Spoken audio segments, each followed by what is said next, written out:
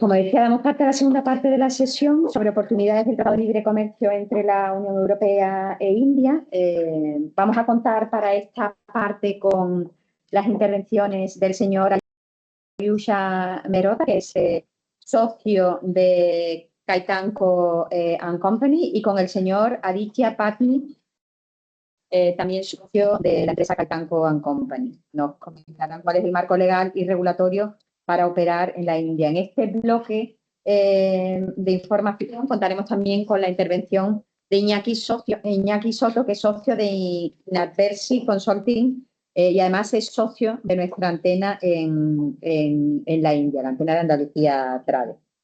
Sin más, le cedo la palabra al señor Ayush Merotra. The floor is yours. I think with the presentation flow that we have decided, I'll let Aditya start first. That's perfect. Since he'll talk about the basics of India and how to access India, and then we talk about how to structure the supply chain from an FTA concept. Very good. So the presentation is going to be. Yes, we're going to.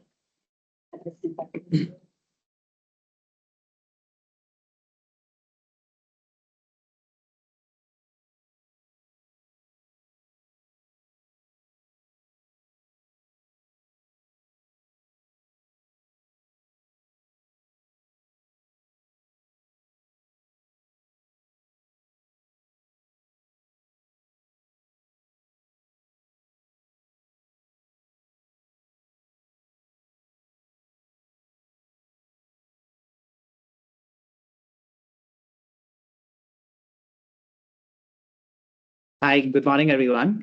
Thank you for having us here. My name is Aditya Patni. I'm a partner at Khaitan & Co., one of India's largest and oldest full-service law firm.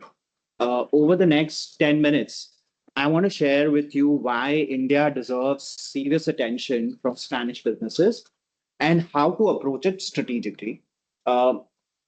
As we move forward through the session, my colleague Ayush will touch upon the FTA aspects and supply chain nuances that are relevant.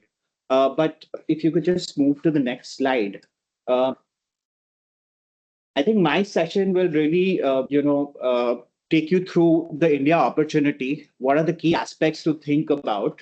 What are the key areas of concern for a foreign investor? And what are the key sectors that are relevant for the India-Spanish corridor? So very quickly, if you could move to the next slides, the next one, please. This is more about our firm. We will share the profile with you. So I'm just going to skip these initial slides in the interest of time. The next slide, please. Next one. Right. So I think let me start with the fundamental. India is today the fourth largest economy in the world, and it is expected to become the third largest within this decade. The population of 1.4 billion people with a large young working age base. This is not just a consumption story. It's a labor, talent, and productivity advantage at scale. The GDP growth has been consistent at 6 to 7%. This is remarkable stability over many years. The government is also actively investing in infrastructure, manufacturing, clean energy. And these are not just promises, they are actual projects, funded projects, which are ongoing on the ground today. Finally, I think the global shift away from overlands to China is real. Companies are diversifying, and India is the primary beneficiary of that shift. So I would say, in short, India is no longer a market you can choose to ignore. Can we move to the next slide? I think what I also want to touch upon is, the status of the legal regulatory protections that are available in the Indian market. Over the past, few years, India has really advanced, in terms of the regulatory landscape. There is, proper protection of intellectual property. You just have to, ensure you are complying with the local requirements, and I'll take you through them in further slides. There's a very well-developed commercial law, corporate law, and overall there is rule of law in the country. Unlike in the past, there was this perception that the rule of law does not exist. I think it's very different now, and today businesses are more comfortable operating in those jurisdictions because of the ease of business that has happened in the last decade, I would say. Let's move to the next slide. And here I would touch upon the Spain and India fit. Now, what makes this particularly relevant for Spanish businesses is that the sectoral alignment is very real. So, for instance, India has a national target of 500 gigawatts of renewable energy. Spanish companies in solar, wind have real expertise to offer here. There is, there is in automotive and electric vehicle sector, the India supply chain is expanding rapidly. Pharma is another sector where both Spain and India have complementary synergies. Agriculture and food processing is a very important area. It is still a very underdeveloped value chain in India, and one where Spanish know-how can genuinely be very valuable in those markets. Infrastructure is something I touched upon. India is spending at scale, and the opportunity for engineering and construction companies is significant. So what connects all of these, at least to my mind? Technology, execution capability, and willingness to think long term are essential to enter the Indian market. And I also believe that this is exactly what Spanish businesses can bring when they look at those markets. I'll move to the next slide, and here I'll just touch upon the entry strategies for Spanish businesses. Now, most investors underestimate how much the entry structure determines long-term outcomes. So the question really is, how do you enter India? And really, there is no single correct answer. It depends on your long-term objectives. But the most common structures that we have seen, and let me walk you through them. The simplest route is export plus the distribution model with a local distributor. I know a lot of you are using this structure currently. It is, of course, fast to set up and low investment. But what it also does, it gives you very limited control in those markets. And you're really, being driven by the distributors. So you have low control over the market and your brand in those markets. The second one is a wholly owned subsidiary where you do have full control. It's a slower build up because you'll have to build your own team, your own processes. But I think if you are looking at India in the long term, this could be one of very relevant options for you. Third is a joint venture with an Indian partner, and we worked across sectors with Spanish companies on Indian joint ventures. So we do have a lot of experience here. I think what it does, it gives you local knowledge, established relationships, and faster access. But the risk of partner dependency is quite real. And what we've also seen is there are at times cultural differences between the partners, which make the project unviable. And I have been part of some of these projects as well. So I think it's very important to do proper diligence on the partners that you enter into, not just your joint venture partner. It could be your distributor partner, your sales partner, your HR partner. It's very important to do that diligence upfront. Acquisition is, another common method, M&A, joint ventures. I think buying an existing company will be the fastest route to enter that market.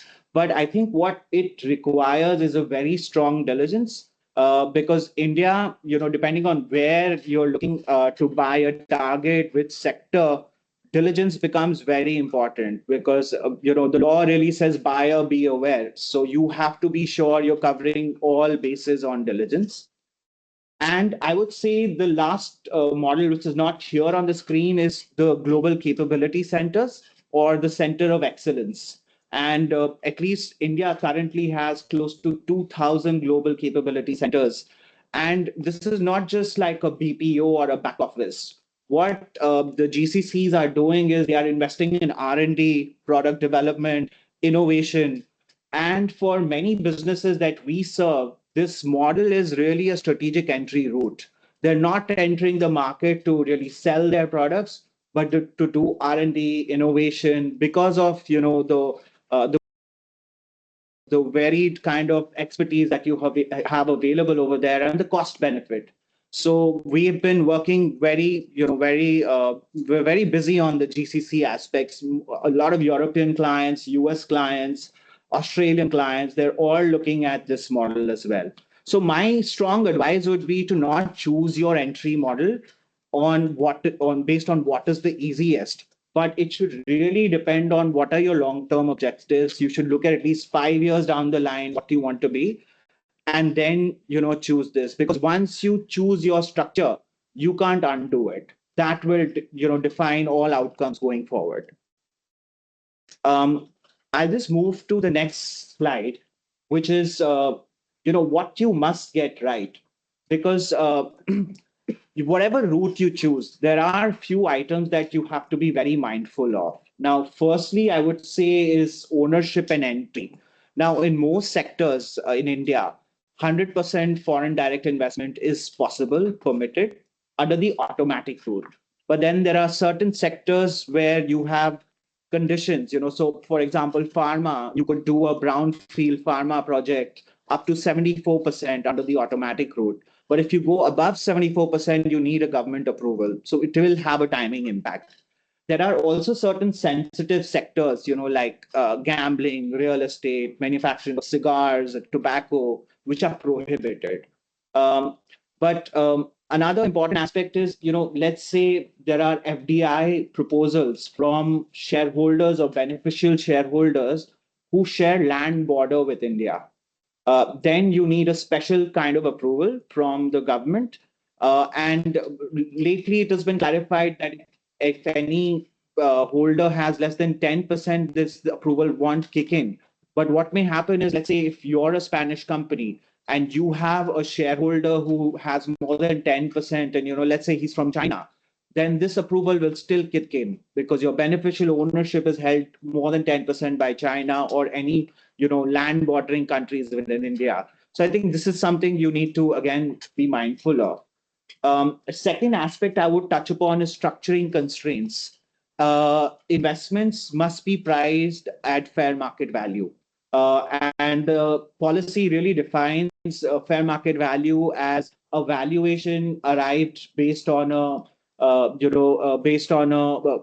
valuation policy which is prevalent in the world. So you could use any of those methodologies. But what it does is it includes a cap.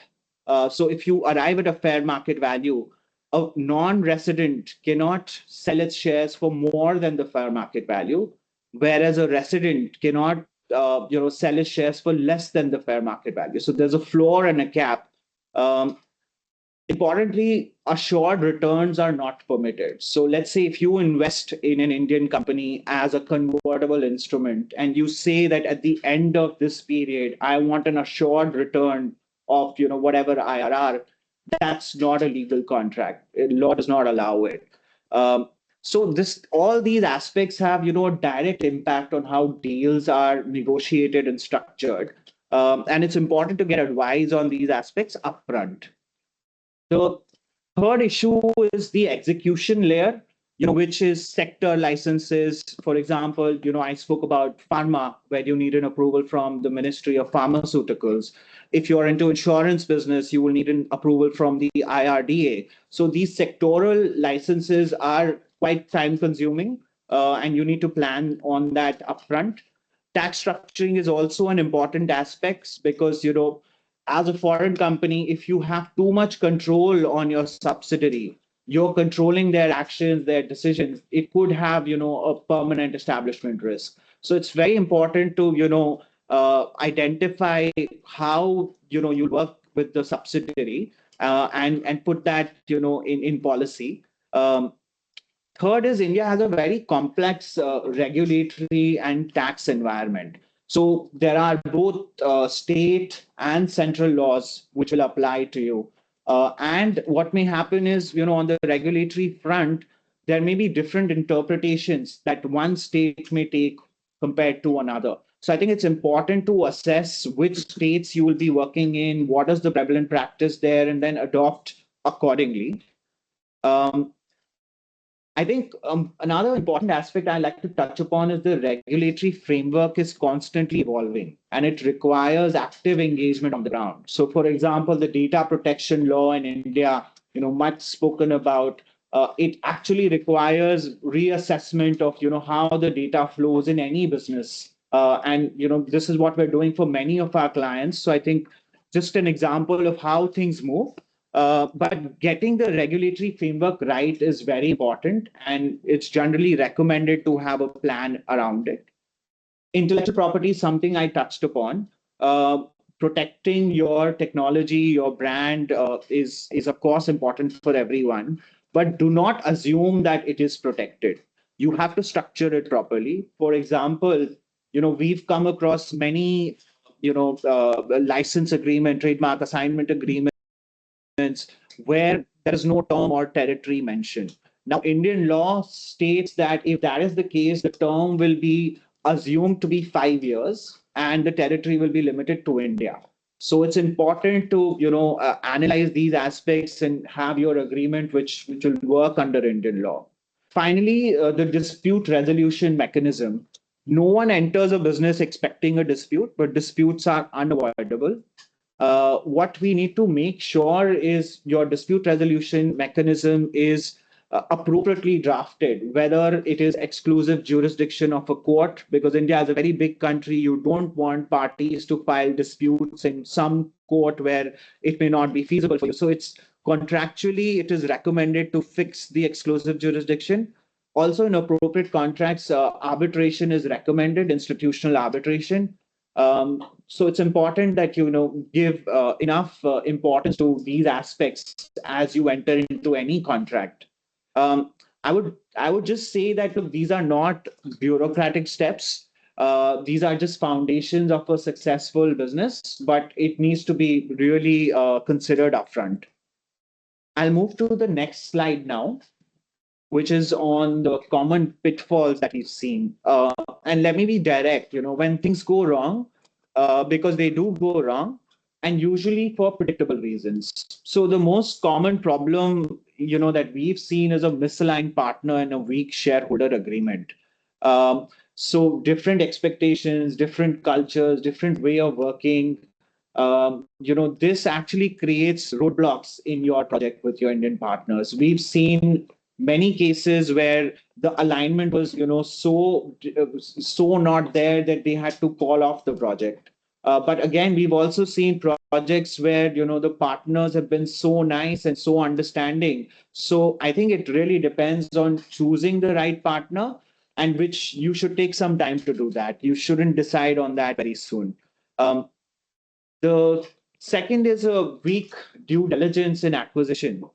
Buying a business without fully diligencing their operations, their employment aspects, regulatory aspects, tax aspects can lead to liabilities. And it's very important that you look at all of these aspects during the acquisition process.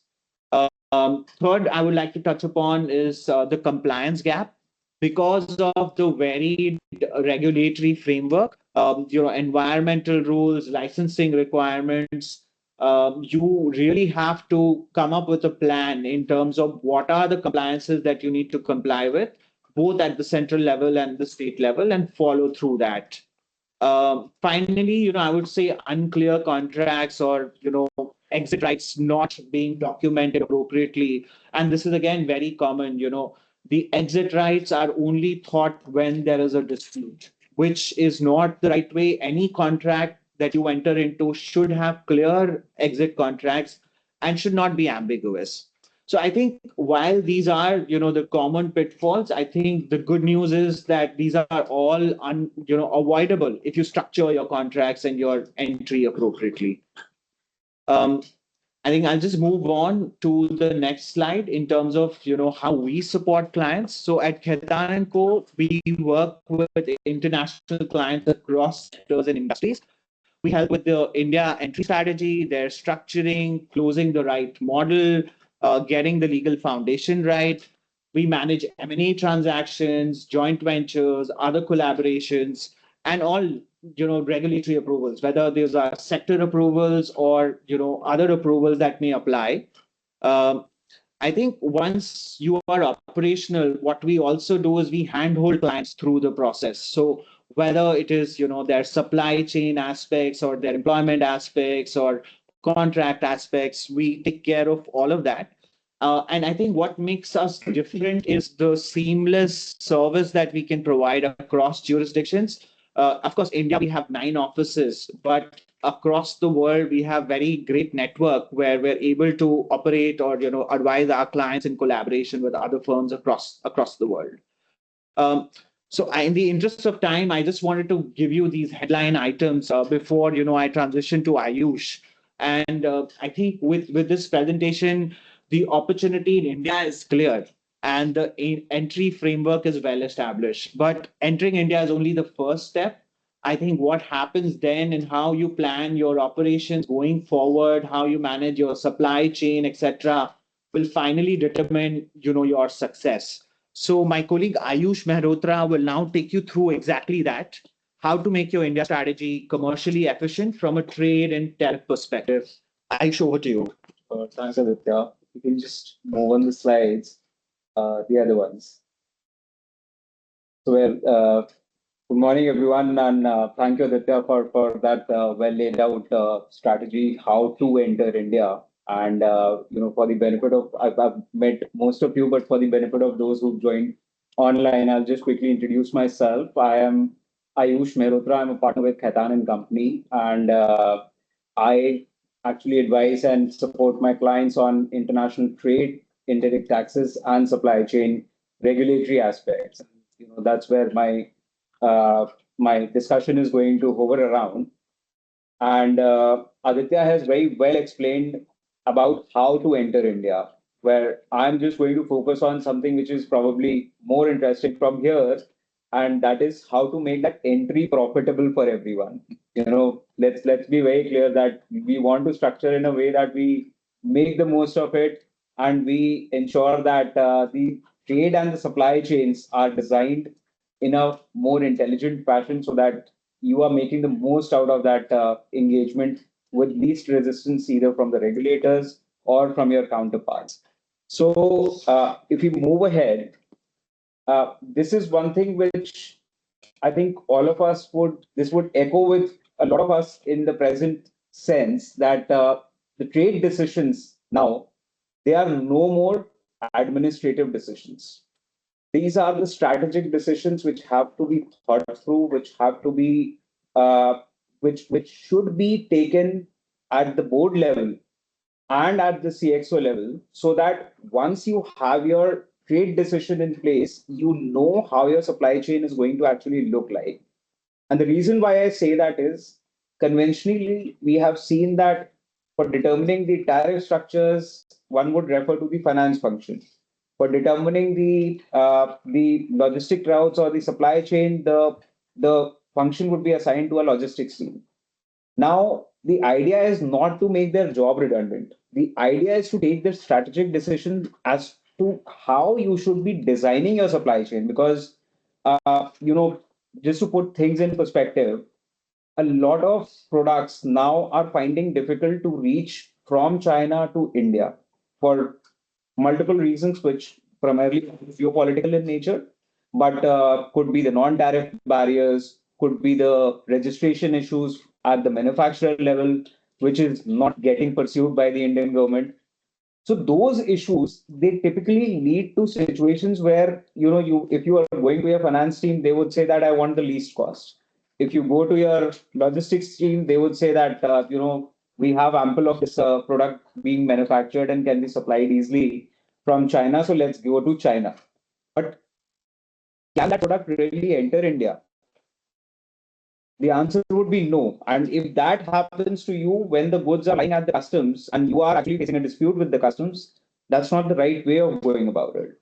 So let's take a couple of steps back, think through at the strategic level that if your supply chain is foolproof, if your supply chain is in a position to absorb any such shocks which come by way of any geopolitical scenario, or they come by way of any regulatory change which the government under which you are operating is making.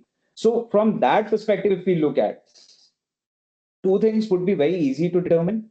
First and foremost, your tariff, any decisions that you take in context of tariff, they're essentially going to affect your pricing. And if you get your pricing right, then of course your product is going to be competitive in the relevant market, and your margins are going to be well structured. So the way you are designing your entire supply chain is a very, very significant step. And I would only say that a well-structured supply chain, a well-structured trade decision or trade strategy, which is taken right at the helm of starting the affairs, it leads to an immediate value creation. Why? Because you will see the impact on profit terms, you will see the impact on the bottom line, you will see the impact on the top line by way of increasing sales, you will see the impact by just the sheer ease how your supply chain will flow. And that's what I think, as business, that's precisely what we all strive for. So this is one thing which we actually now advise our clients to think through and not just take decisions in haste about deciding on the supply chain. Now, if you can just move to the next slide, this is the interesting part where it starts. So Aditya has told why India and how India. I would just add on to that aspect, that why India. We all have seen that of late India has been pursuing a very, very high speed or moment. There's been a significant momentum about India pursuing the trade engagements with different regions. In past couple of years, we've closed our partnership agreement with Australia. Then we've closed it with UAE. We also have an agreement with EFTA countries, which include your Switzerland and Norway. So India is keen about business globally. We want to be the manufacturing hub. At the same time, we want to ensure that we are the largest consumer base. We have excellent internet penetration, because of which the access to products and access to services through the digital forms is very easy. And which is why the government also knows that there is a wide opportunity which needs to be fixed in, and that can only happen when you open your market, when you let the other players also come in. The improvement that one sees in quality, the improvement that one sees in terms of the scale at which a particular sector or an industry will grow, that's immense. And which is where we are focusing very keenly on our bilateral engagements. The fruits have started materializing for these countries, and now we've seen that how the FTA with the European Union, which has been in talks for last 2 decades, been held up for last 2 decades, this government has been able to close it. We've heard about the conclusion on 27th of January in India. But we are still some distance. I would just say that some distance away from it becoming a reality. But does that mean that it is not a reality today? I would say, in the present scheme of things, the way India has been conducting itself, the way European Union has been conducting itself in the larger geopolitical scenario, I don't think this will get delayed any further. This is very likely to get through by the end of the year or early next year. And the benefits are immense. I mean, there's no doubt. I heard the DG also mentioning, Mr. Antonio also mentioning about the benefits, and I'll briefly touch upon the benefits that the EU-India FTA partnership is looking at. If we can just move to the next slide. So I think 3 broad buckets in which the benefits could be understood. First, like he mentioned, for what it means for the European companies, for European products, almost 96 96.6 or 97% of the products are going to get access to the Indian market at a very, very reduced or no tariff, which is a huge benefit. And this is likely the monetary value that has been ascribed to is the likely savings for the European players who are exporting to the Indian market is going to be close to 4 billion euros every year. On the reverse side, India is going to get access to almost 97% of the products getting cleared through the European market, which again, because both of these put together are extremely large consumer markets. And if we look at the commercial values that the two regions have been talking about, the output is going to be somewhere close to 25% of the global GDP. That's the level at which we are talking about, because access of those goods will be close to 2 billion people, which is a massive market, and the kind of liberalization that the two regions are looking at is immense. 96, 97% for the European goods, 97, 98% for the Indian goods. That's pretty much opening up the entire market by just keeping few special key or priority sectors in control. So I think my point is very simple, that since this FTA is an inevitable reality, the time for preparing for the FTA is now, because the companies which end up structuring their operations in line with the FTA outlines, they will obviously capture the benefit by being early movers. Rest all will just follow the follow-up game. And I'll just quickly, so very honestly, there is the legalities or the legal framework is still not out. That is something which both the sides will basically ratify with the relevant regulatory approvals. Once that happens, we will see the contours. But outline is going to be largely similar to any other free trade arrangements that you see across. So if we move to the next slide, I'll just quickly explain. And I'm leaving the key sectors because Iñaki is going to cover all of those in fair bit of details. So for interest of time, we'll just move on. So, the earlier slide. So this is something which I'll just quickly, I'll probably spend about a minute or two, and please feel free to answer any questions if you have right now on this, because this is how you need to understand the free trade agreement. There are very, very basics for accessing any free trade agreement. One, you have to get your product classification right, because it is ultimately on the basis of that classification that the customs identity of the product is going to be determined from the origin market to the destination market.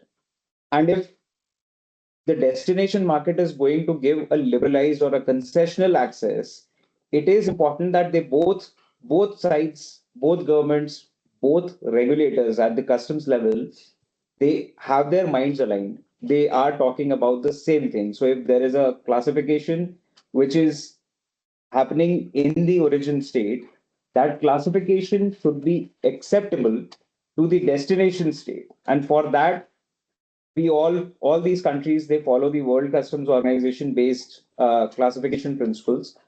So it is important that the classification is thought through, and once you get the classification right, the base work or the foundation work is done for you for moving the goods from one place to another. And the reason I'm emphasizing on this a bit is the fact that this being the very basic requirement of international trade is still often underestimated, ignored, and by the time you realize the mistake, it's already an offense in the eyes of the customs. And that's a costly mistake.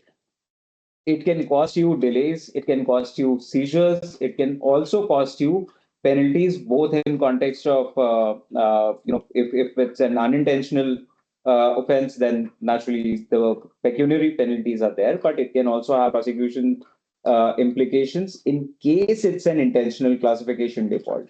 But I don't think that will be a situation here. But moving on to the second aspect, and which is the most critical one, meeting the origin requirements. Now, if India is providing access to EU goods, or reverse that EU is providing access to India goods, you need to prove as a company who's seeking to claim the benefit under the FTA, you need to prove that the goods are originating in those domains. You can't have a situation where you buy a cheap product in China, you export from India to EU, and you say that EU gives me the benefit of the free trade agreement because that product is not a India origin product. And same is applicable for the reverse side.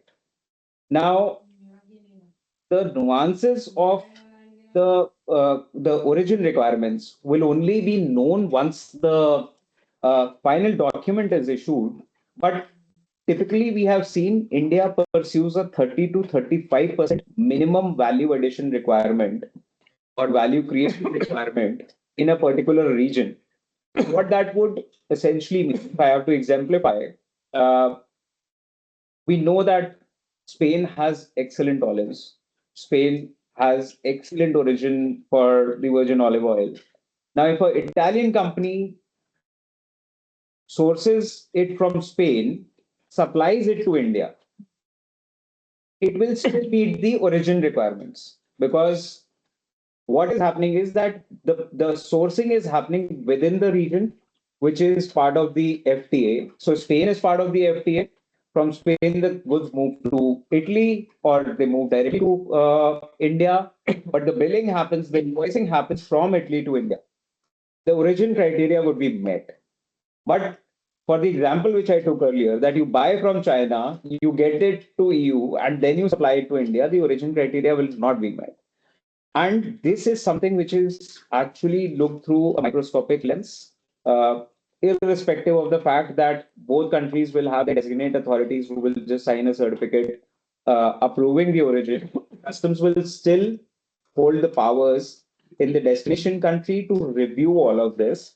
And we have seen situations where, the bypass has been used. People have claimed, sourced the goods from different jurisdictions, got it to their jurisdiction, did some very basic assembly, SMT manufacturing operations, or similar operations, and tried to give it a color of the originating goods merely on the basis of a certificate which their local authority may be willing to issue. But here, what needs to be mindful is that India is a rule-abiding, is a due process country. We have good rules and regulations in place, which now are mostly monitored digitally and implemented and enforced properly. So we have seen situations where intelligence gathering has resulted in the origin criteria getting exposed, where irrespective country A issuing the designated authority of country A issuing the certificate of origin that has been rejected. And the reason why I'm emphasizing on this fact is probably the larger FTA documents will just say that certificate of origin would be sufficient document to prove the origin. But if you as a EU company are looking to supply to a buyer in India, the buyer may come back to you asking for three things: your manufacturer registrations, your manufacturing details, brief description, and a brief description about your sourcing model. Now, normally, people don't want to disclose their sourcing models.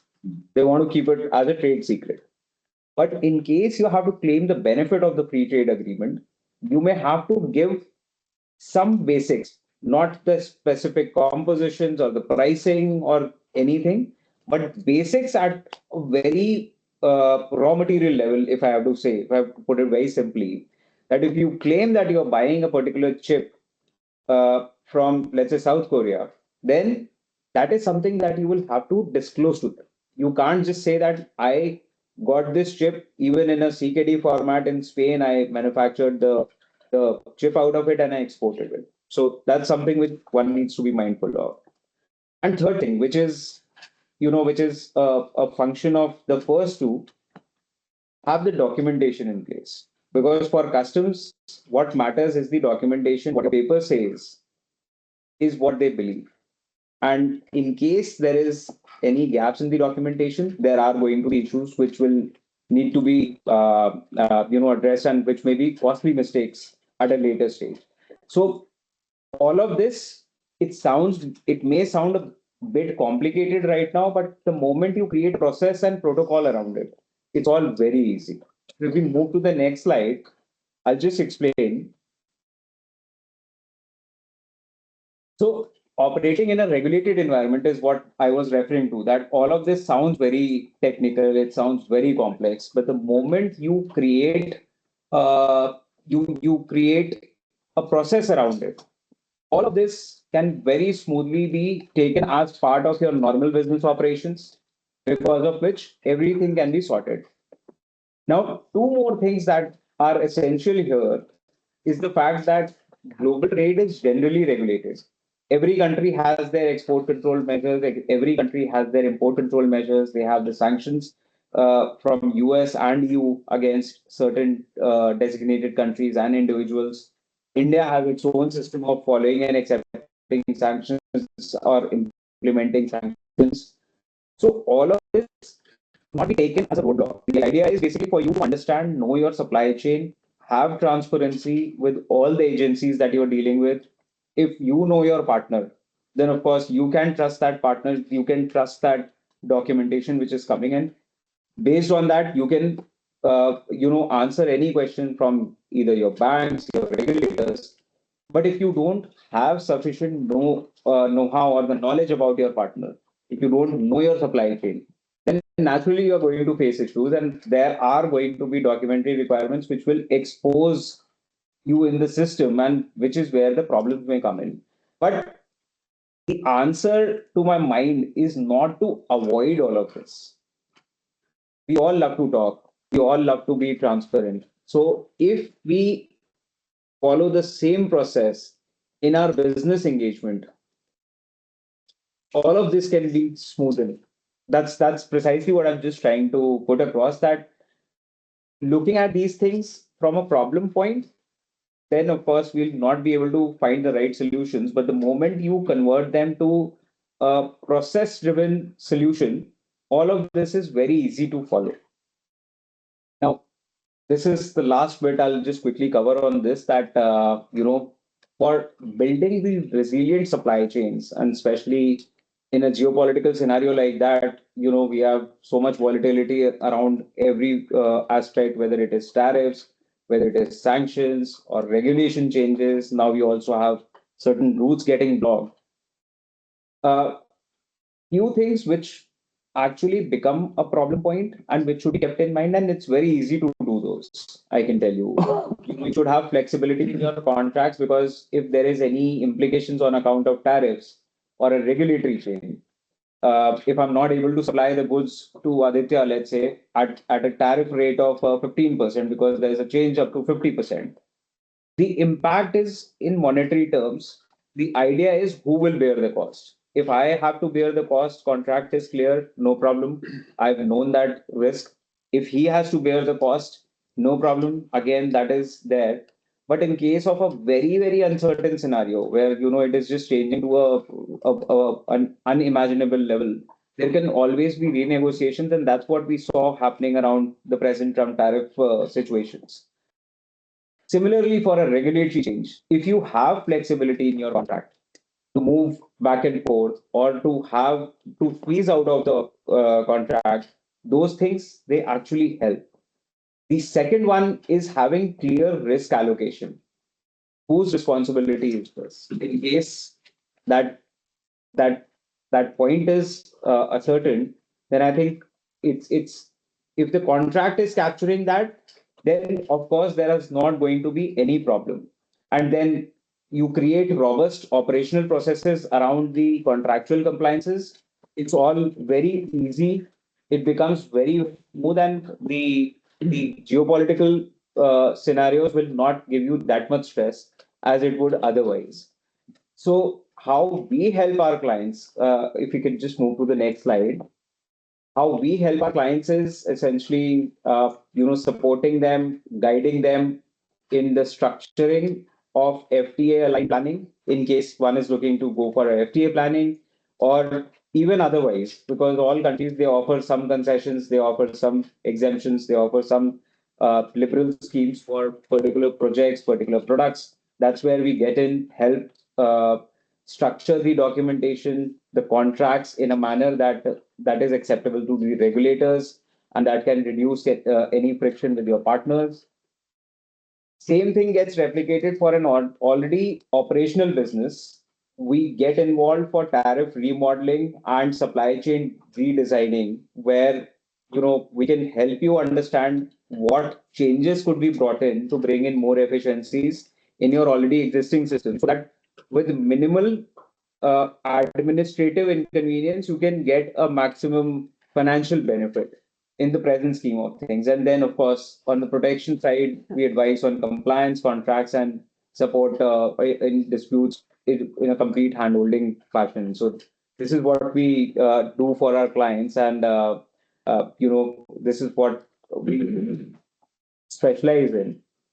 And I'll just close with three very simple points. And this basically is a mix of what Aditya and I carry as a message for this gathering, is that India right now offers a really strong growth potential.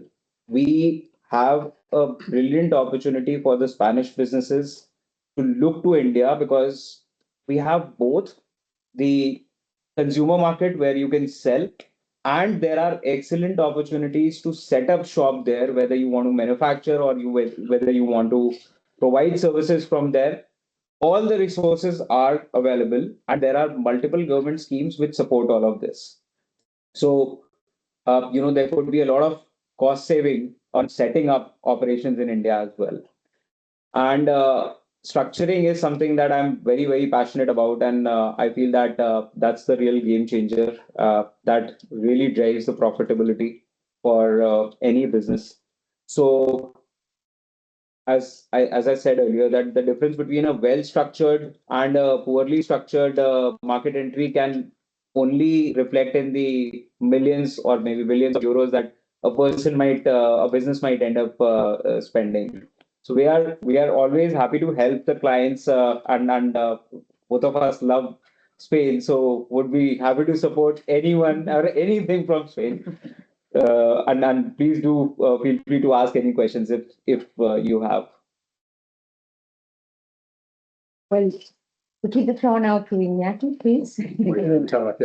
Thank you very much for your presentation. Thank you. So thank you so much. You took a lot of time. Have to speed up, no? Less than a minute. That's quite unfair from your side. Bueno, en mi caso además voy a hablar en español, con lo cual puedo ir un poquito más rápido. La presentación es en español, cuando quieras, Javier.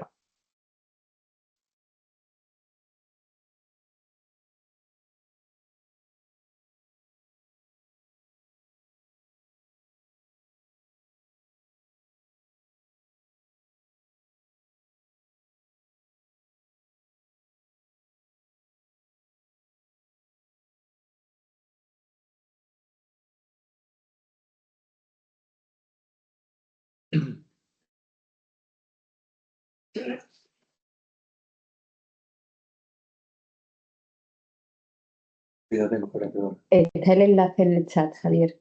No, está aquí directo. ¿Es esta? No.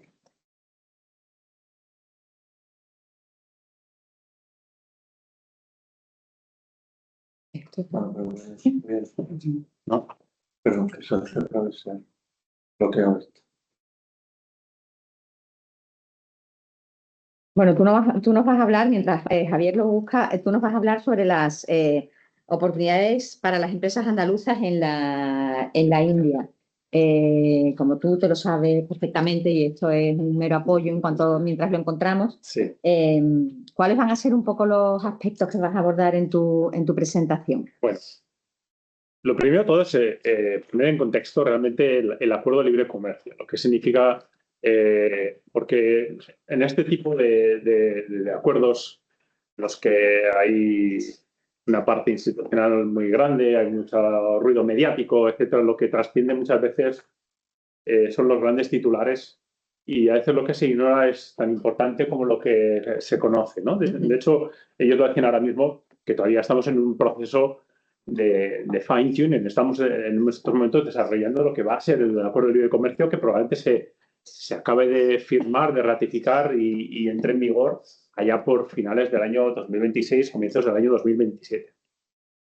Lo que se sabe hasta ahora son los grandes titulares de que va a haber una reducción arancelaria enorme por ambas partes. Las partidas afectadas van a pasar del 90% de los bienes, pero probablemente lo que ese titular no cuenta es que va a tener un periodo de adaptación relativamente largo. Algunos de esos aranceles van a tardar 10 años en ponerse en vigor, ¿no? Por lo cual no va a ser inmediata la aplicación.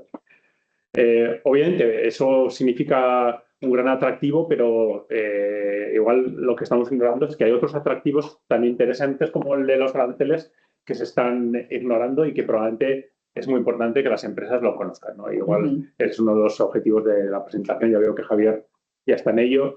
Pero...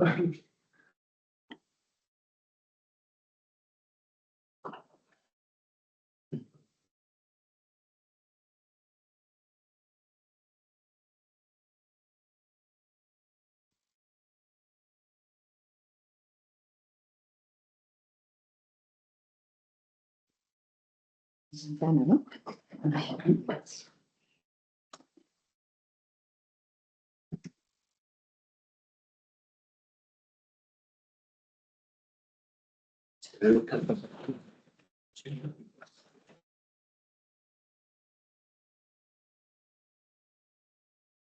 ¿Sí? Venga, fantástico. Pues nada, muchísimas gracias sobre todo a Andalucía TRADE por esta maravillosa oportunidad, María, Paula, Javier. Es un placer. Esto casi nos ha llevado tanto como el acuerdo de libre comercio de que pueda estar aquí presente. Realmente es un placer poder estar aquí y hablar sobre India y esperamos sobre las oportunidades que están por venir en los meses o en los años venideros en India. Javier, cuando quieras, si quieres, vamos pasando y así vamos un poco rápido. Voy a intentar pasar más rápido por los slides. Ha habido algún tipo de comentario por su parte. El primero de todos es ¿por qué este acuerdo es tan relevante? ¿Qué pasa de aquí también? Muchas gracias. Bueno, estamos hablando de un país ya consolidado.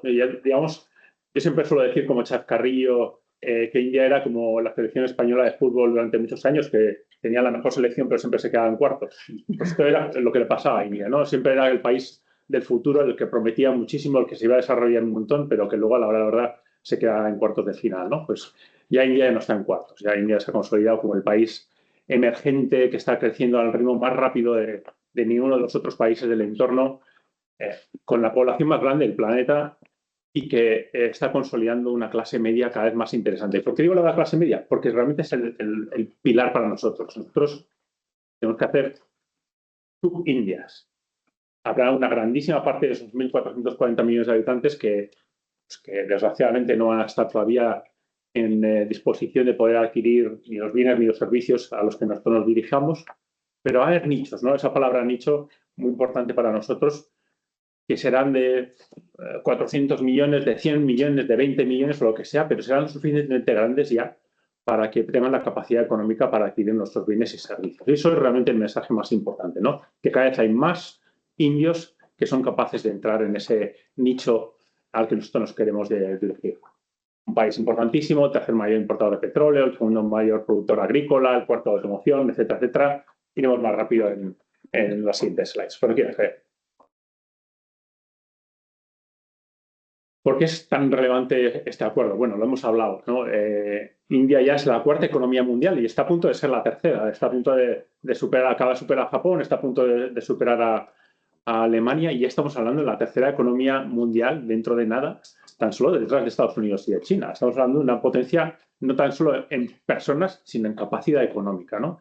Y como decía tanto Aditya como Ayush, ¿no? Es que es un must. No podemos evitar poner el foco en un mercado que ya es la tercera economía mundial, o que es la tercera economía mundial. Y, por supuesto, con términos de la Unión Europea, es un acuerdo súper relevante, primero, porque hay una perfecta complementariedad. El objetivo que tiene India es convertirse en la fábrica del mundo, una alternativa significativa y relevante a China dentro de las cadenas de suministro de todo tipo de índole, y a la vez una fuente de suministro de mano de obra cada vez más cualificada, relativamente a precios accesibles, etcétera, etcétera. Pero que a la vez adquiere tiene una necesidad muy grande de tecnología. India históricamente ha invertido poco en I+D, tiene un desfase tecnológico que es evidente con respecto a otras economías, y con este acuerdo lo que logra es tener un partner tecnológico fiable, que es la Unión Europea, ¿no? Entonces estamos hablando que por un lado hay una capacidad de fabricación muy, muy importante, hay una cantidad de mano de obra muy importante y hay una necesidad tecnológica, y por otro lado hay un déficit de mano de obra, hay una capacidad tecnológica, y quieren un partner fiable. Y cuando hablamos de partner fiable hablamos no solamente de coste de mano de obra, sino también geopolíticamente estable, ¿no? Sobre todo más en estos momentos tan turbulentos que estamos teniendo, ¿no? Cada día más la vida se parece a una serie de Netflix, y lo que hace años parecía que era una pesadilla, hemos tenido pandemias, guerras en Europa, suspensiones de suministros desde China porque se han cerrado cadenas logísticas. Ha sido una locura en los últimos años, ¿no? La estabilidad ahora mismo pasa a estar en el top de la pirámide, ¿no? Y India parece que es uno de los socios que está bien alineado con todas las partes y que ofrece estabilidad.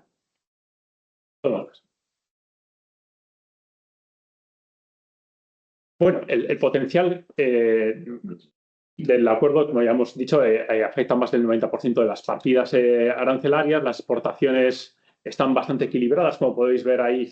Lo que exporta la Unión Europea hacia India más o menos casi se equilibra con lo que es en el sentido contrario, lo cual es muy importante para un buen acuerdo, ¿no? El que no haya un desequilibrio en las cadenas, en la balanza comercial. Y los sectores clave, ahora entraremos más en detalle, pues hay muchísimos. Pero yo diría, por encima de todo, con respecto a la Unión Europea, cualquier sector de índole tecnológica. India siempre va a tener el mismo sueño, que es fabricar en India. Lo podrá hacer de una forma o de otra. Podrá eliminar barreras para acceder a las licitaciones públicas o lo que sea, pero siempre India va a mantener como prioridad atraer inversión, atraer tecnología, y que todo esto redunde en una transferencia tecnológica entre la Unión Europea e India. El ahorro arancelario, estamos ahí hablando entre 4.000 y 8.000, dependiendo de dónde se ponga el factor. Luego hablaremos cómo va a ser la reducción arancelaria y los plazos que van a llevar. Javier, si quieres, seguimos. Bueno, estos temas más o menos ya hemos hablado, aspectos cubiertos. Bueno, seguimos. Vale, la cronología. Estamos hablando de un acuerdo que ha llevado 2 décadas, 20 años. Yo, de hecho, empecé a trabajar en India en el año 99. Me tocó vivir esa primera fase del 2007 al 2013.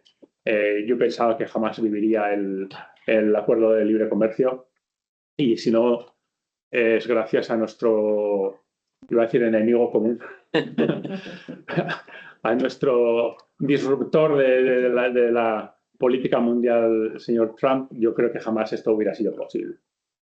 ¿Qué ha ocurrido? Pues que el señor Trump ha hecho que que tiemble toda la cadena de suministro, todas las estructuras que nosotros pensábamos que eran estables en las dependencias geoestratégicas a nivel mundial, y de repente nos hemos dado cuenta que muchos de los factores que nos diferenciaban realmente no eran tan importantes, ¿no?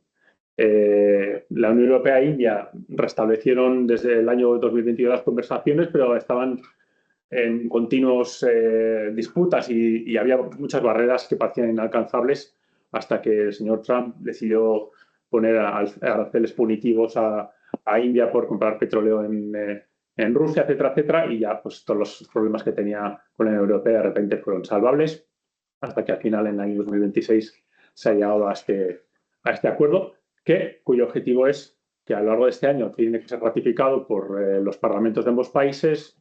Se realizará el legal scrubbing de definir con letra pequeña todos los términos del acuerdo y será publicado y ratificado probablemente a finales de este año o comienzos del año que viene. Oportunidades. En el sector agritech, indudables. Va a haber 2 o 3 sectores prioritarios pensando en la mentalidad india.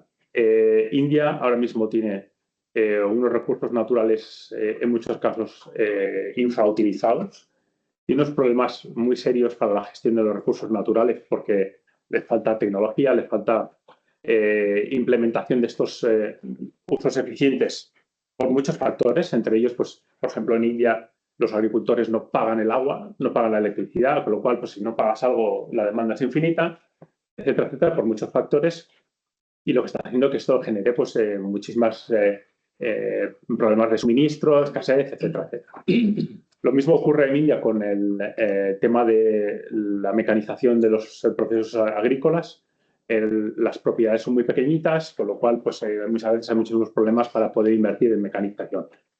Entonces, las oportunidades que estamos viendo ahí, sin duda alguna, van a ser importantísimas en los años venideros, todas aquellas que están derivadas de la mecanización, automatización, uso eficiente de los residuos naturales, de los bienes naturales, fitosanitarios, semillas, invernaderos, etcétera, etcétera. Para una región como Andalucía, sin duda alguna, importantísimo. Estamos hablando que Andalucía es líder en muchísimos de esos sectores y el futuro que tiene las relaciones entre Andalucía e India en todas estas áreas es sin duda alguna altísima. A ver. No solamente ya vamos a hablar de agricultura, sino que vamos a hablar luego de procesado de alimentos.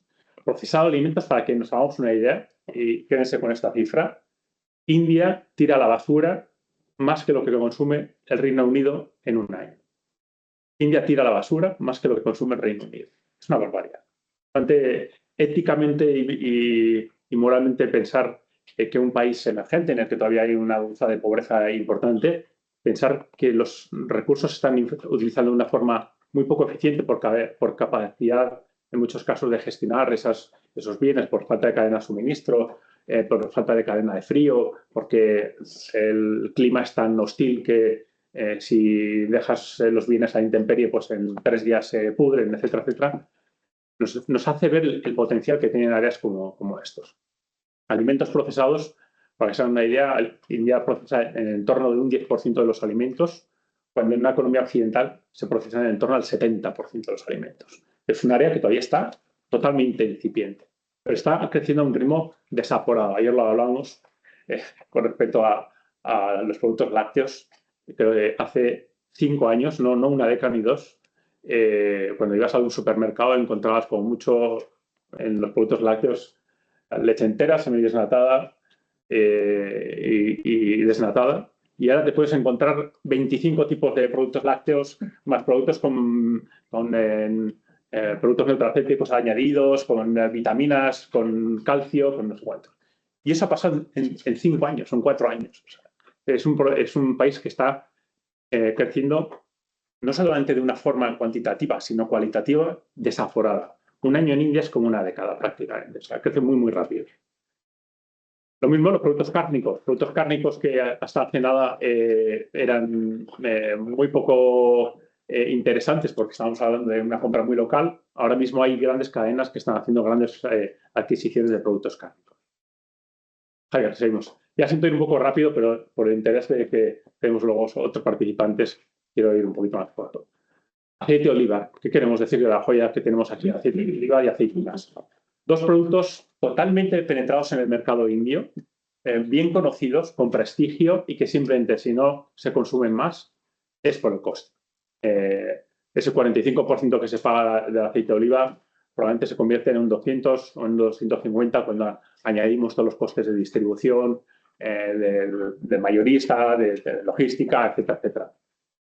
Ese 45% se convierte en 0% y ese precio del aceite de oliva se convierte en menos de la mitad de lo que está pagando ahora, sin duda alguna se va a disparar el consumo de una forma desaforada, porque nadie cuestiona los beneficios del aceite de oliva. Lo mismo las aceitunas de mesa, bien conocidos.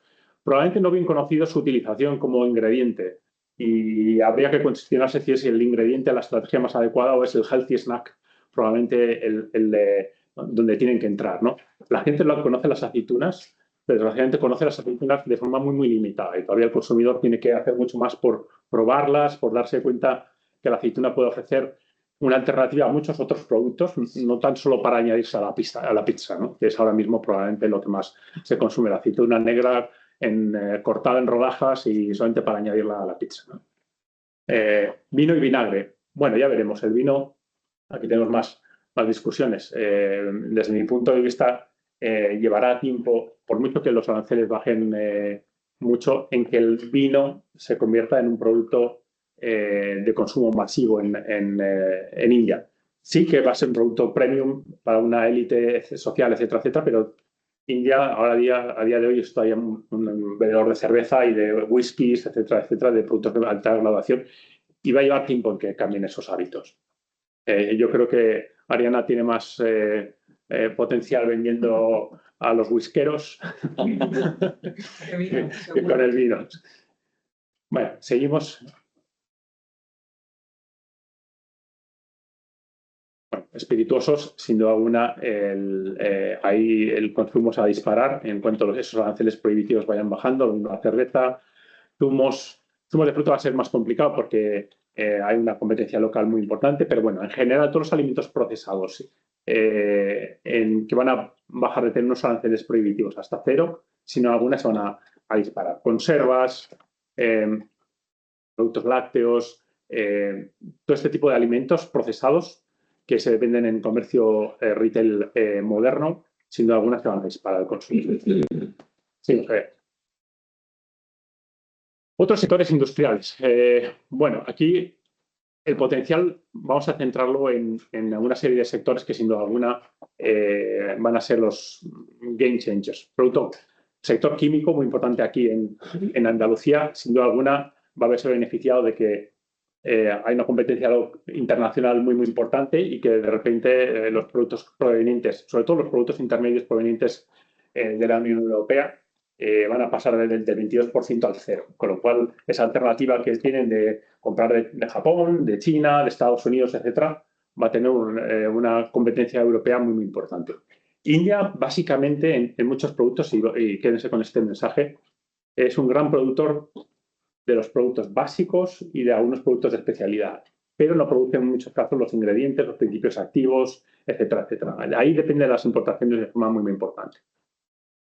Sin duda alguna, va a seguir importando estos productos intermedios de forma masiva desde Europa y el impacto va a ser altísimo. Vehículos de motor y automoción. Aquí el titular decía, van a bajar los aranceles del 110% al 0% o al 10%. Bueno, en España, desgraciadamente, creo que tenemos muy pocos fabricantes de automoción. No creo que vaya a haber un gran impacto de las exportaciones de coches. Y es más, las exportaciones de coches van a estar limitadas a un contingente de 250.000 unidades. Bueno, BMW y Mercedes se beneficiarán de esto. Pero realmente donde hay un impacto interesante es en los componentes de automoción. Porque los componentes de automoción sí que tenemos una supply chain repartida por todo nuestro territorio nacional, muy competitiva. Y que aquí sí que tenemos unas oportunidades muy, muy buenas. Van a bajar de tener unos aranceles entre el 15 y el 25% al 0%. Y India en este caso depende muchísimo de las importaciones en muchísimos productos. En este caso, por ejemplo, de los productos de vehículos eléctricos. India está desarrollando cada día más y más modelos y no tiene capacidad de poder suministrar localmente todos estos componentes. Aquí va a haber sin duda una gran oportunidad. Seguimos a ver. Farmacéutico, lo mismo, todos conocemos el potencial de India de grandes fabricantes de genéricos, pero sin duda alguna lo que desconocemos es que importa muchísimos principios activos. El 65% de los principios activos se importan para poder fabricar productos que luego se exportan. Y aquí, sin duda alguna, va a volver a haber una gran oportunidad. Medical devices, sin duda alguna, probablemente uno de los mayores sectores beneficiados. Medical devices es en general, todo el sector hospitalario, alguna empresa aquí antes había hablado que trabajan con el sector hospitalario, cuando el potencial de un país crece, lo primero que una persona hace es asegurarse que mi salud y que voy a ir a un buen hospital. Y cuando quiero y demando un buen hospital, el negocio hospitalario, por así decirlo, va a crecer de forma exponencial. En India, desgraciadamente, no hay una cobertura sanitaria pública de buena calidad, con lo cual los hospitales privados, sin duda alguna, van a crecer de una forma enorme. Energías renovables, ya lo ha dicho antes Aditya, India no tiene petróleo, no tiene gas, depende de la importación absolutamente, con lo cual las energías renovables no son tan solo una alternativa healthy o verde de los productos, sino una auténtica necesidad para el país para tener independencia energética. Maquinarias, lo he explicado anteriormente. India necesita modernizar porque quiere ser la fábrica del mundo. Tiene poca tecnología porque no invierte ni más de, con lo cual va a seguir importando maquinaria de forma exponencial. Y sin duda alguna va a ser uno de los sectores que inmediatamente va a empezar a tener una liberalización más rápida. Aeronáutica, que decir, ya aquí tenemos proyectos como este 295 súper exitosos en la transferencia de conocimiento entre Andalucía e India. Pero esto no solamente se va a quedar aquí, sino que se va a transmitir a toda la aviación civil. Plásticos y caucho, bueno, más o menos hemos hablado antes en el químico. Y si resumimos, entre tres sectores que para mí van a tener un impacto más importante, aceite de oliva va a ser mucho más accesible para la gente. Se espera que va a crecer mínimo un 77%, industria química y aeronáutica. Pero más allá, ¿qué nos va a ofrecer este acuerdo de libre comercio? Nos va a ofrecer propiedad intelectual, protección de la propiedad intelectual. Va a haber un marco legal muchísimo más claro, lo ha explicado antes Ayus mucho mejor. Se va a definir el origen de los bienes, va a haber una definición de las denominaciones de origen de los productos para que no haya copias fake. Ahora mismo tú vas a India y puedes encontrar queso Gouda y queso no sé qué, que está fabricado en Gujarat. Pero ¿cómo puede ser que haya queso italiano o suizo fabricado en Gujarat? Pues, precisamente por eso. Acceso a las compras públicas puede ser un tema importantísimo. Turri por aquí estaba diciendo que ha tenido que hacer una joint venture para poder acceder a las compras públicas. Es así. Si se abre este tema, dará acceso a que las empresas europeas no requieran tener un socio local para poder ir a una licitación pública y sin duda alguna pues se va a hacer sobre todo un marco legal mucho más importante para empresas de bienes y servicios y para la inversión. Ayer vimos. Y ya para acabar, pues, próximos pasos, lo que hemos hablado, a lo largo de este año se ratificará y se publicará el texto legal. Como bien ha dicho antes también Ayus, este es el momento de trabajar, este es el momento de firmar contratos, este es el momento de hacer una promoción comercial. Estas misiones comerciales que Andalucía TRADE les pone al alcance de la mano, este año tienen que ser más que nunca muy interesantes para poder acceder al mercado, para poder promocionar, para poder buscar partners, entender cómo funciona el mercado, qué productos se demandan, etcétera, etcétera. Y sin duda alguna, aquí estamos la antena de Andalucía TRADE para cualquier tipo de duda que tengamos que puedan tener para ayudarle en lo que haga falta. Certificaciones, socio local, lo que sea. Y nada, siento si he ido un poquito rápido, sé que íbamos fuera de tiempo. Muchísimas gracias a todos. Muchas gracias. Muchísimas gracias por el resumen esquídico que nos has hecho. Muy interesante toda la parte arancelaria. Y como decías al principio de tu presentación, también todos estos beneficios adicionales que nos vamos a ir encontrando y que animamos a todas las empresas a que, como bien has dicho, se apunten a las misiones directas que tenemos en programación. Este es el año. Este es el año. Ese es el lema. Bueno, pues ahora ya damos paso al caso de éxito de COGA, que contamos con Juan Antonio Ballesteros. Muchísimas gracias, Juan Antonio, por acompañarnos hoy y contarnos cómo ha sido tu experiencia en India. La presentación.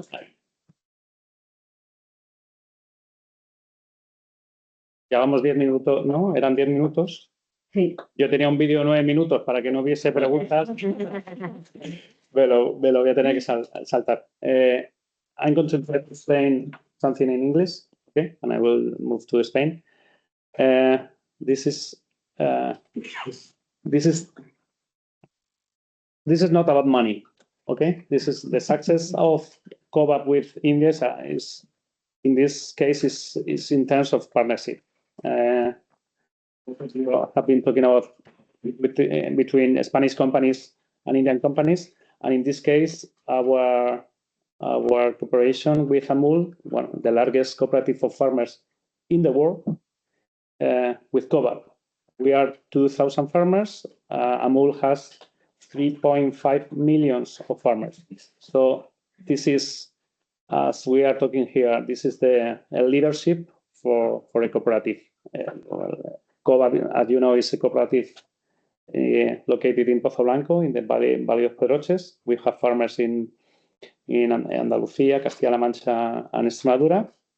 Our main goal is to protect, make life easier to the farmer, selling and promoting dairy products, beef, lamb, and Iberico. Iñaki, you have been talking about Iberico in India. You know, I think it's difficult to sell Iberico ham in India, but you know, Javier, you can move. Este es el vídeo de el que ya me han dicho que no funciona. Luego os lo pasaré porque es un vídeo la verdad que es muy bonito. This video from Amul is 40, I think it's 20 minutes, but I just made a recap of only 1 minute. I think it's very nice for the music, the color, and what they are doing.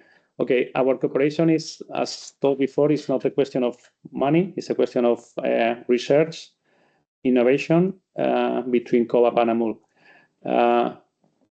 Amul, the numbers is 35 million of liters per day. COVAP just now, for example, in our plant in Pozo Blanco, we are producing 1.2 million of liters, so per day. But yeah, just imagine the numbers. They have 121 industrial plants, 3.6 million of farmers. And, you know, this is very important, 4 liters per cow per day. Our average in Pozo Blanco is almost 40 liters per cow per day. So when you see the numbers, in February, we were visiting India, and every farmer has 2 or 3 cows. That's the reason this is the number. So they are increasing the business 8% annually, and this is for us very important. They are more than 900 SKUs in his portfolio. It's amazing, and they are doing in innovation more than 40 SKUs new each year. So, puedes hacer, Javier. This is very important. This is the strongest food brand in the world. You can see this is from 2024. The first one is Amul. Probably I didn't know about Amul before this project. Probably for you the same. Yes. But probably you can see Doritos, Cheetos, Geely from China, Valio, President, Danone, because on the right is the strongest dairy brand in 2024. So Amul is the number 1. So it's incredible that a small cooperative, a cooperative from Córdoba is making some relation with this company. Why are we working together? Okay, as we can see here is to know and learn to open frontiers or open the world. What are we trying to do here? This on the right side we have our visit in February. It was 2 weeks before the war, so we were very lucky because we were thinking that probably we are going to have to leave buy a house in India. So our strategies or goals for the collaboration is try to learn about the cooperative model. As you know, I only have been in India once in February. It's a country that you have to see and you have to visit, as you you are visiting a lot of times per year and you are from there, but it's something that is difficult to explain in only a presentation and picture. But in the farm, they are doing business as we have been doing business in Spain probably 50 or 60 years ago. But on the right hand, commercialization and marketing, they are doing better than sometimes than us. So what are we doing there? Just trying to help them to explore and just improve all the model in the farm, because in COBAP we are doing a lot of things for trying to increase the value of the production of the farmer, and on the other hand, try to learn why are they so good, trying to develop new products, marketing, and this type of things. So this is the goal, to just know what are they doing good and try to learn to our cooperative. On the other side is learning and industrial development, because, for example, what we are doing, just you can move to Javier to the next one. It was how started the collaboration. This is something that I like to say, because in Mexico we met on the left. The CEO is very famous in India. It's Jain Mehta. Is very famous in India. We met him in Mexico, and talking about both cooperatives. He say, okay, I'm going to I will visit you. And after that, in May 2024, in June 2025, we start the processing for the brand Amul in Spain. Why? Because India can't export dairy product to Europe, so they were looking for an industrial partner in Europe. We have the same mission, the same value, the same goals, is taking care of the farmers. So what we are doing now is in our plan is production. In this case, only 2 SKUs with his brand, Amul brand, and this SKUs is selling to the European countries. What we are doing here is Indian products. Is 6% fat. We are trying to work with mango lassi, paneer, ghee. So for us it's very important, because, as you know, you have been talking about that. The healthy products that Indian people is looking for is something that probably in Spain or in Europe we are going to look for this kind of products. So we are working together. The second picture is the presentation in the Spanish in the Indian embassy in Madrid, and the next step is this is part of the portfolio that Amul has in India, and they have, as told before, more than 900 SKUs under Amul brand. Which is the next one, Javier. People. This is for us the most important thing. This is one of the plants that they are producing in Gujarat, ghee. His motto is the taste of India. Is because it's like everyone's. I used to say, when we reached the airport in India, and we told them it was a super large queue waiting for customs. We say we are coming with Amul. They say, come on, don't worry. So Amul is super famous in India. So this is for us one of the most important things. The hospitality from the Indian people. We have to learn a lot, because we receive a lot of people from different parts of the world in COBAP. So, but we have been learning a lot, not only about the flowers of every day receiving. It's about everything that during this week that we spent in India. This is transparency. Everything is open books. This is for us. It's very important to have open books to try to clarify, understand all the process. And the compromise is all the people, most of the workers we have been working with, they are working with Amul more than 30 years. So there's a compromise with the primary, a strong one. So very important, the human touch.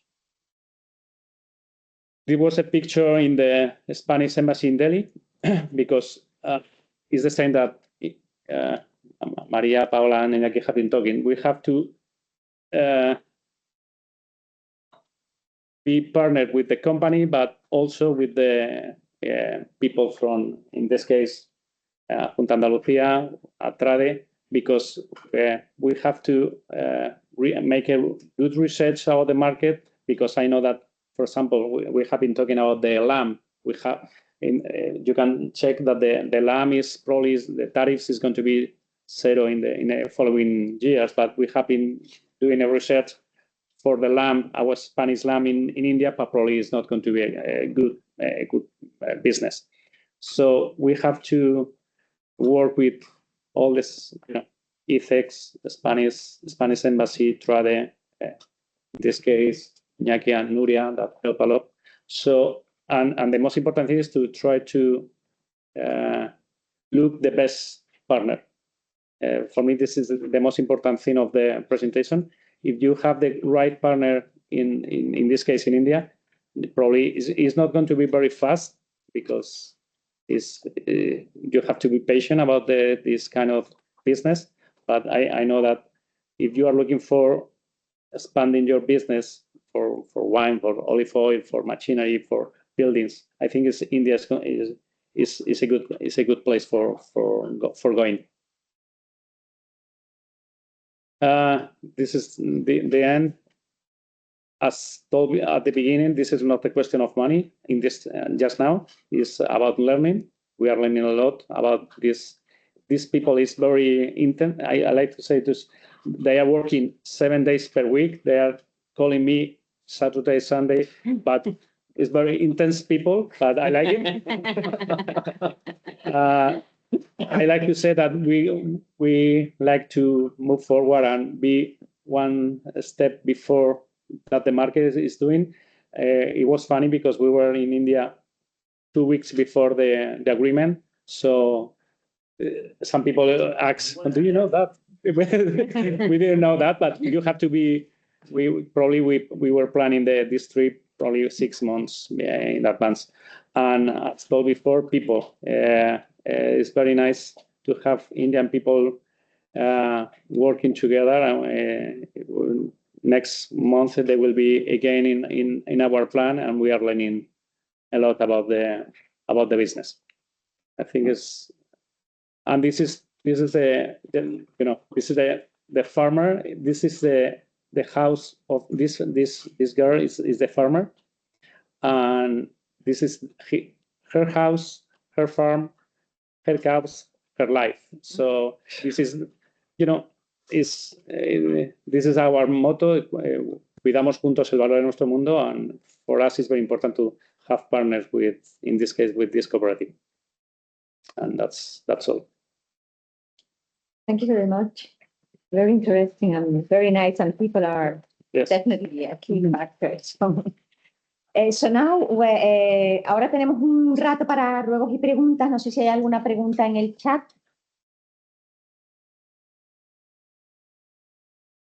No hay ninguna. Bueno, toda la documentación que hemos estado manejando la vamos a distribuir, y en la sala, no sé si queréis plantear alguna pregunta a los intervinientes. Habéis tenido oportunidad de hablar con ellos durante el café. Pues, bueno, muchísimas gracias a todos los asistentes, a los que estáis online. Os animo, si os interesa, a participar en el Club Asia. Y a los que estáis aquí, miembros del club, agradeceros la confianza que depositáis en nosotros. Algunos de los que estáis aquí un año más, os agradecemos la confianza que depositáis en nosotros. Estamos abiertos a cualquier propuesta que queráis hacernos, que creáis que sea de interés para el resto de miembros del grupo. Y hay una pregunta. Hay una pregunta.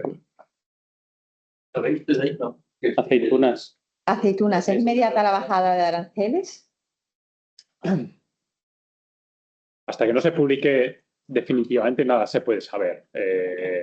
Yo creo que por la cantidad que van a ser, sí que ese proyecto puede ser inmediato, pero hasta que no se ratifique la ley no podemos decir nada en concreto. No me atrevería a poner la mano en el fuego sobre algo que no está publicado. Conforme se avance en las publicaciones, Claro. haremos también alguna sección para ir desvelando esas claves. Antonio es quien ha puesto la pregunta. Bueno, pues por nuestra parte nada más agradeceros a todos vuestra asistencia, tanto online como presencialmente, y a los ponentes el haberse desplazado para compartir con nosotros su conocimiento y su experiencia. Muchísimas gracias. Sí, María. Gracias.